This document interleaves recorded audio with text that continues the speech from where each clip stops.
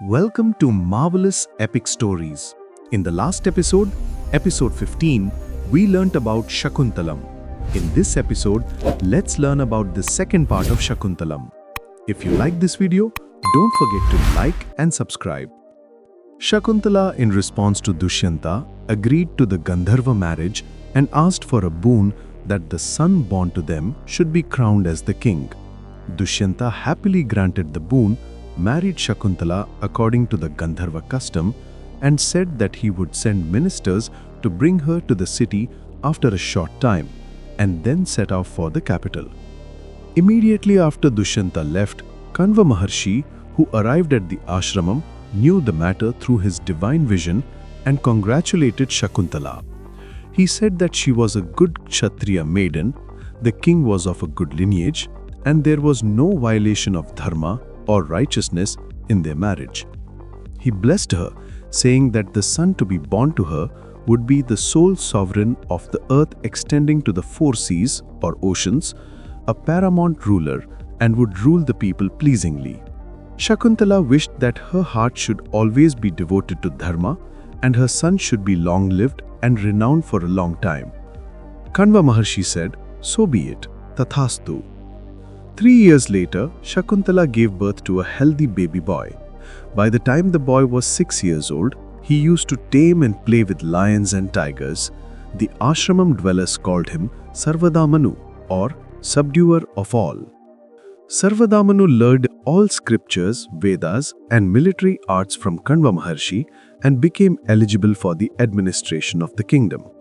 One day, Kanva Maharshi told Shakuntala that a girl must ultimately go to her husband's house, and the presence of the husband is the protection for wives, and he ordered her to go to her husband. Shakuntala cried, unable to leave her father. The ashramam dwellers and even the animals shed tears. Kanva Maharshi sent Shakuntala along with her son and a few ashramam dwellers as companions to Hastinapura. Upon reaching the capital, Shakuntala was granted entry into Dushyanta's presence. Kanva Maharshi's disciples introduced Sarvadamana and returned to the ashramam. Shakuntala bowed to the king and said, "Maharaja, this is our son. Crown him as the Yuvaraju, or the crown prince. Remember the agreement between us." Although Dushyanta remembered everything that had happened, he spoke as if he did not remember, saying, "I do not remember anything. Who are you? A sorceress in the guise of an ascetic woman. I have no connection with you. Go away."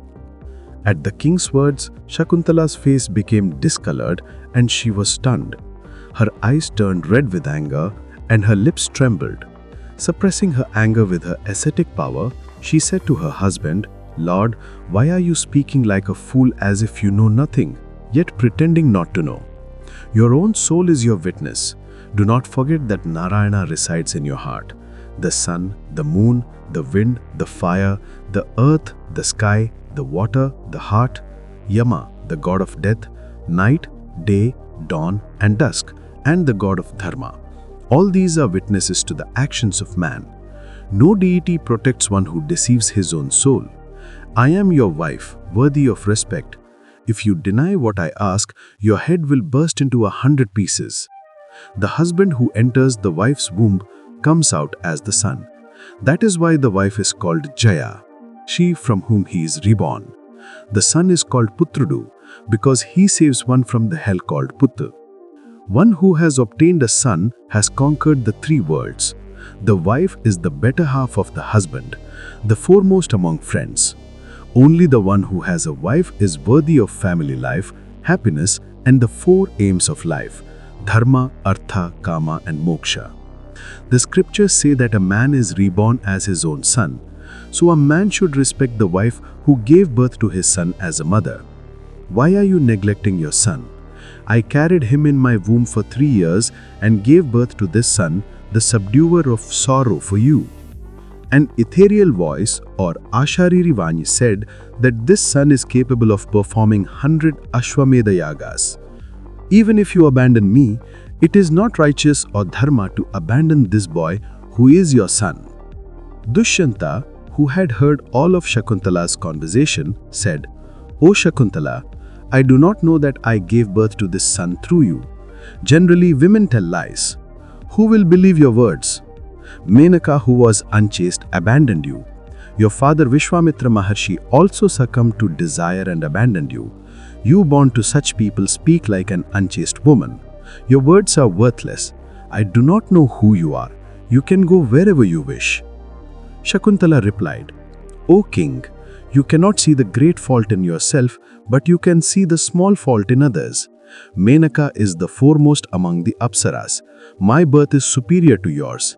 You can only move on the earth, but I can also travel in the celestial worlds. There is a difference between you and I like that between Mount Meru and a mustard seed. A deformed person thinks he is handsome until he sees his ugliness in a mirror. Good people, Sajanulu, accept the good in others and do not take the bad. Bad people, Durjanalu, only try to find faults in others. Those who deny their son not only fail to attain the heavens, but their goddess of fortune, or Bhagyalakshmi, also leaves them. The son is the redeemer of the lineage, so the son should not be abandoned. Adhering to the truth is superior to having 100 sons, studying the 4 Vedas, and visiting sacred pilgrimage sites. Truth is God. Therefore, do not violate the promise you made. Even if you deny it, this son of mine will soon become the ruler of this entire globe extending to the 4 seas. As soon as Shakuntala left the assembly, an ethereal voice spoke from the sky, while everyone in the assembly was listening. O Dushyanta, accept your son, do not insult Shakuntala. That boy is your son. What Shakuntala said is the truth. Since it is your duty to bear this child by our word, he will henceforth be called Bharata. Dushyanta, hearing the words of the ethereal voice, was pleased and said, I knew that the boy was my son.